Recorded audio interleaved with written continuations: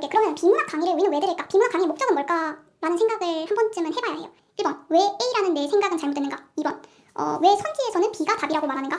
3번, 나는 왜 정답인 B 선지를 지나쳤는가? 시험을 칠 때. 이렇게 세 개의 질문을 계속 해보셔야 합니다. 국어 정책이라는 거는 공부를 많이 해야지 생기는 거예요. 안녕하세요, 시안쌤입니다. 오늘은 내가 국어 노베라면 지금 이 시점에서 무얼 할까라는 이제 제목으로 영상을 제작했는데 제가 정말 노베의 위치에서 지금 이 5월을 보내고 있다면 무엇부터 시작할까? 이걸 수험생의 입장에서 한번 다뤄보고 싶었어요. 그래서 제 유튜브 채널을 보면은 이제 본인의 어떤 성적 그리고 지금 상황을 굉장히 길게 댓글로 남겨주시는 분들이 계세요.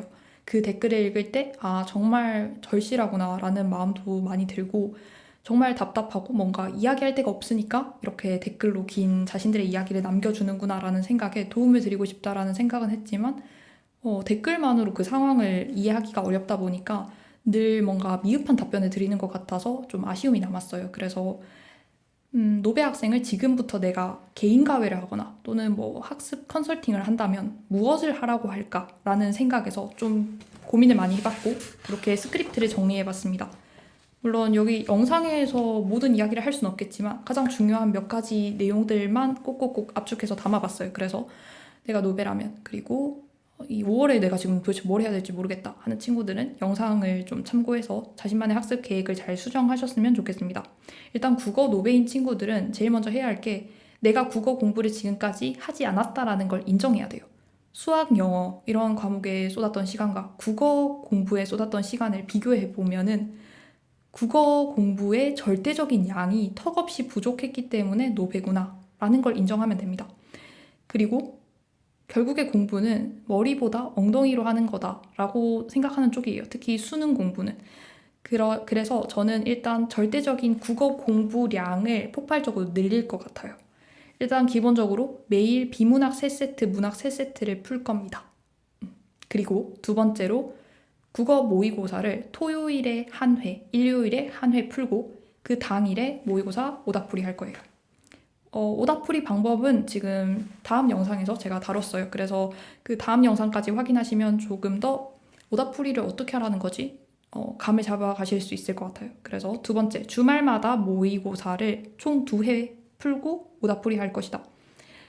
시간이 부족해요. 그래서 제가 모의고사를 일단 혼자 이렇게 풀었는데 시간이 부족해서 못 푼 문제들이 이렇게 5, 6문제 있으면 이 경우는 어떻게 하나요? 이렇게 댓글 남겨주시는 친구들도 있었는데 시간이 부족해서 못 푼 문제들도 일단 뭐 틀린 것으로 하고 점수를 매긴 다음에 이제 남은 문제들, 시간이 부족해서 못 푼 문제들만 마저 풀고 그 다음에 다시 매겨봅니다.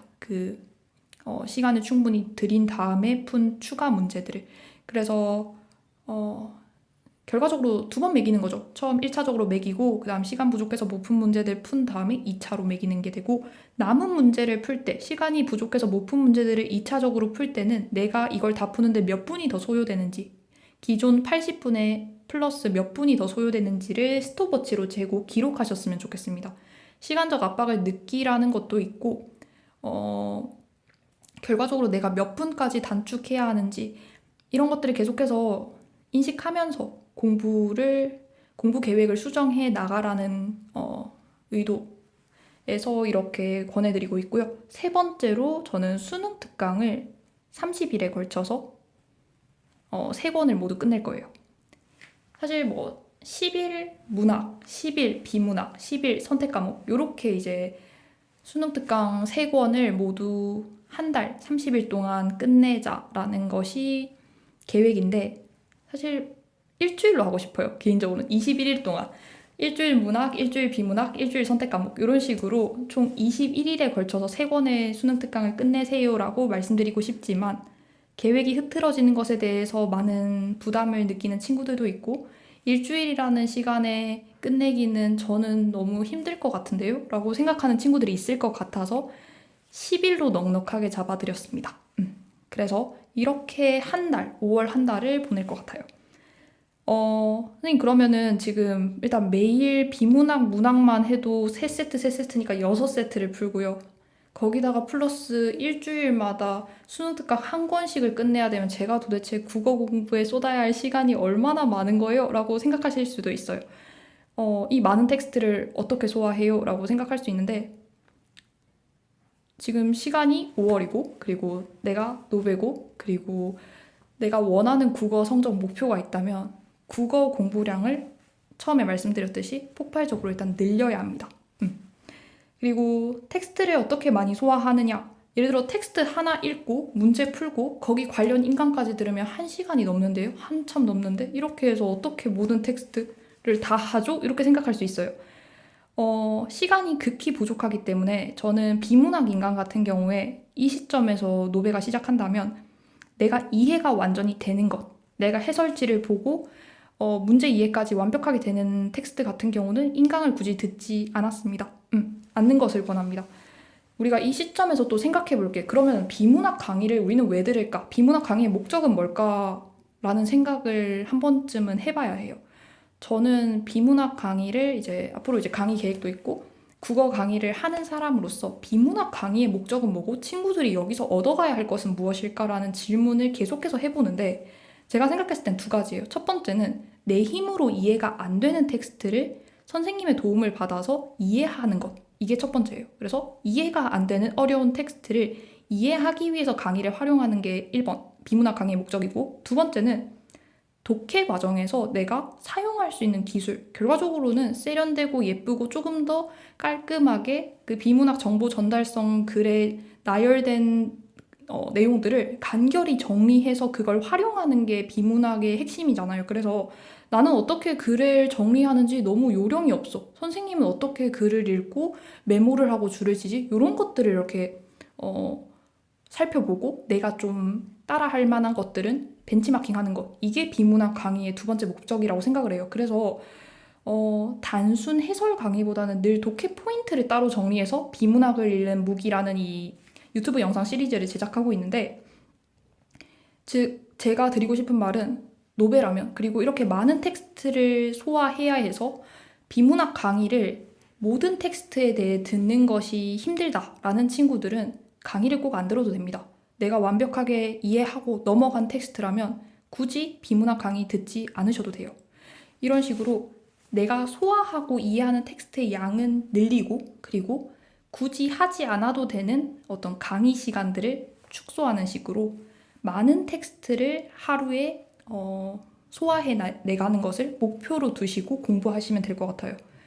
그래서 내가 이해 안 되는 텍스트는 한정적으로 영상을 찾아보고 그리고 좋은 정보 요약의 예시를 보고 내가 따라하고 싶은 요령이 있다면 활용하는 식으로 강의를 활용하시면 이 시점에서 시간을 절약하면서 사실 진짜 순 공부량은 늘릴 수 있는 방법이 아닐까라고 생각됩니다.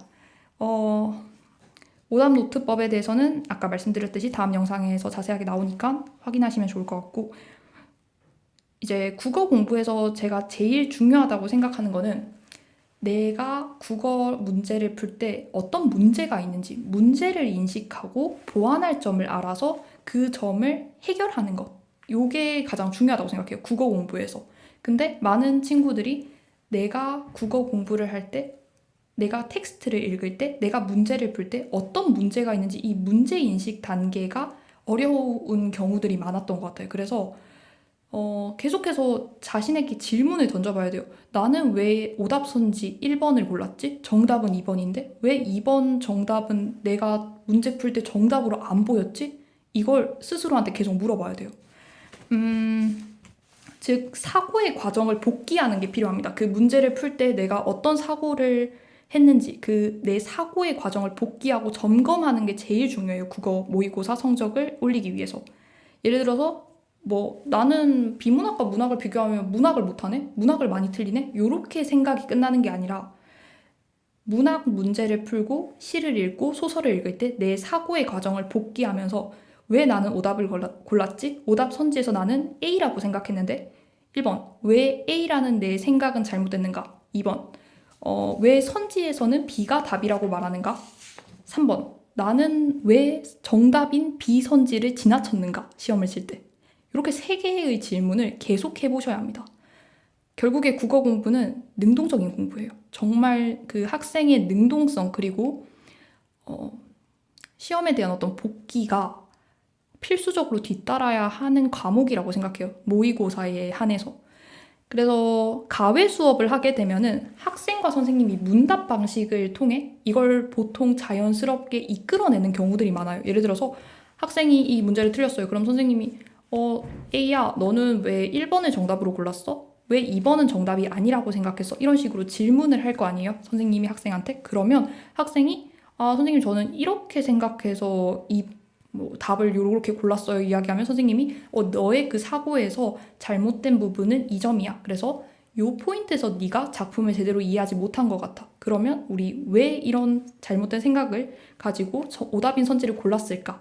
이런 것들을 선생님과의 문답 과정에서 학생이 스스로 깨닫기도 하고 선생님이 알려주시기도 해요. 그래서 국어 가외를 통해서 성적이 오를 수 있다라고도 생각하는데 우리가 모두 과외 수업을 받진 않잖아요. 그러면 내가 스스로 선생님이 되면 돼요. 그래서 내 스스로에게 이제 묻는 거예요.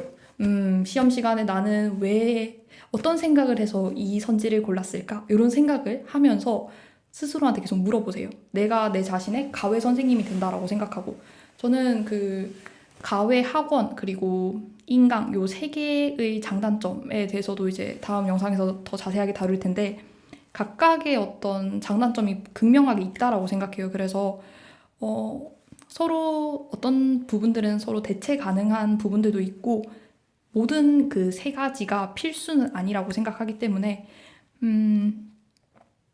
가외 수업을 하라는 목적에서 제가 방금 이 말씀을 드린 건 절대 아니고 국어 가외에서 보통 이루어지는 메커니즘 그 본질이 무엇인지를 말씀드린 거예요. 결국에 문답의 과정을 통해서 사고의 과정에 어떤 점이 문제였는지 그걸 복기하고 수정해 나가는 것 그런 멘토가 있다라는 게 가외 수업의 장점인데 이건 충분히 스스로 할 수 있습니다. 저는 그렇게 믿고 만약 너무 힘들다 하면은 뭐 주변 학교 선생님이나 또는 뭐 좋은 멘토나 학원 선생님이 계신다면 그분들의 도움을 얻을 수도 있겠죠. 하지만 충분히 혼자서도 할 수 있습니다. 그래서 너무 걱정하지 않으셨으면 좋겠어요. 그리고 국어 정책이라는 거에 대해서도 친구들이 이제 많이 물어보는데 일단 국어 정책이라는 거는 공부를 많이 해야지 생기는 거예요. 그래서 정체기가 생긴다는 것 자체가 내가 지금까지 정말 국어 성적을 올리기 위해서 치열하게 노력해 왔다라는 걸 반증하는 거라고 생각해요. 근데 특히 국어라는 과목은 작은 인사이트가 성적 향상에 상당히 많은 도움을 주는 과목 중 하나라고 생각을 합니다. 그래서 뭐 쇼츠로 문단별 요약 구조도 육하원칙, 취사 선택 금지, 줄 긋고 생각하고 손 움직이기 이렇게 되게 사소하고 뭔가 되게 작은 이야기들을 제가 계속해서 전달하고 있는데 치열하게 공부해온 친구들이라면 이 메시지를 받았을 때 느끼는 점이 상당히 다를 거예요. 일반적으로 뭔가 공부를 그렇게 많이 하지 않은 친구들과 비교했을 때. 그래서 나 이 생각은 못 해봤네? 나 그렇게 글을 읽었던 것 같은데 요 포인트에서 한번 수정을 해볼까? 이런 생각만으로 성적이 오르는 경우들이 많아요. 그래서 국어를 가르치면서 물론 정보를 전달하고 문학 작품을 설명하고 문제풀이를 하는 것도 제가 해야 할 부분 중 하나겠지만 학생들이 자신의 어떤 그 문제풀이 습관에 대해서 다시 한번 혼자 사고할 수 있도록 인사이트를 계속 주는 것도 제 역할이라고 생각을 해서 계속 유튜브에서 다양한 종류의 영상을 만들고 있는 것 같아요. 그래서 그런 부분들을 통해서 뭔가 국어 정체기를 극복해 갔으면 좋겠다라는 생각을 하고 늘 응원하고 있습니다. 국어 정체기 많이 힘들죠. 국어는 언제 포텐이 터질지 몰라요. 내가 계속 3등급, 2등급 막 왔다 갔다 하다가도 어느 순간 갑자기 이제 1등급 100점 찍는 친구들도 있고 그래서 정책이라는 거를 잘 버텨야 돼요. 그리고 세부적인 공부 방법에 대해서 이야기를 하면은 고3이 지금 5월에 개념 강의를 시작한다라는 거는 사실 비추예요. 제가 뭐 쇼츠에서도 문학 개념어 공부해라, 뭐 고전시가 필수 어휘 공부해라 공부하는 게 필요한데 저라면은 그걸 어떤 긴 커리큘럼을 통해서 이걸 소화하기보다는 문제 풀다가 나오는 어휘를 그때마다 찾아볼 것 같아요. 그리고 내가 너무 비문학 배경 지식 부족하다? 그러면 비문학 배경 지식들, 기초 개념들만 모아놓은 서적들도 요즘 국어 문제집 코너에 많이 팔아요. 그래서 그런 서적 하나 사서 3일 동안 그거 열심히 읽고 반복해서 읽은 다음에 기본 개념 탑재하고 그 다음에 고전시가 어휘가 너무 부족하다. 그거 어휘집을 따로 사는 것도 가능하겠지만 아까 제가 말씀드린 것처럼 우리 문학 3세트, 비문학 3세트씩 매일 풀 거잖아요. 그때마다 그냥 모르는 어휘 나올 때마다 찾아서 공부하고 누적 학습해서 나만의 노트에 따로 정리하는 거예요. 문학 개념어도 문제 풀 때마다 모르는 어휘 나오면 찾아보고. 그래서 좀 성적을 올리기 위해서 그 개념 학습을 통해서 등급이 오르진 않는다. 그래서 부족한 부분을 선택적으로 집중적으로 공부하는 것이 필요하다. 이 이야기를 꼭 드리고 싶었어요. 그래서 선택과 집중이 필요한 시기고 폭발적으로 공부의 양을 늘려야 하는 시기다. 이 말씀을 꼭 드리고 싶었습니다. 내가 노베라면 이라는 제목으로 영상을 준비해봤는데 궁금한 점이 있다면 댓글에 남겨주시면 답변을 할 수 있는 부분들은 제가 열심히 답변해 보도록 할게요. 오늘 영상도 봐주셔서 너무 감사드리고 안녕.